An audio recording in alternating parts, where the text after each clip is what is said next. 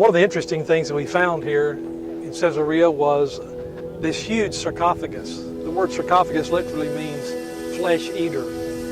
And it's interesting that this is a huge sarcophagus cut out of marble.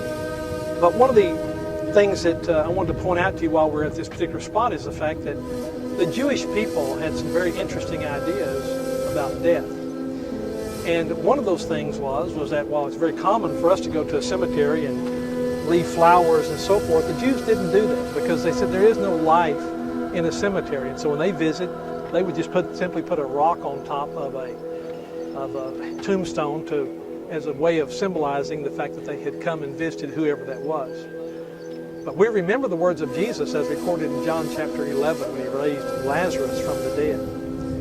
You know, one of the things that he said was that I am the resurrection and the life. You know, in Jewish culture, one of the things they did that I think is very interesting is that Jews believed that when a person died, that they may not actually be dead.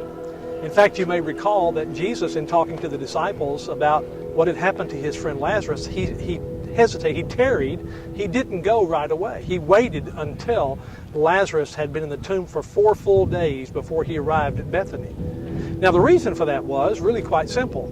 Had he gone to Bethany and had raised Lazarus after 1 day or 2 days or 3 days, they would have said, well, he wasn't really dead.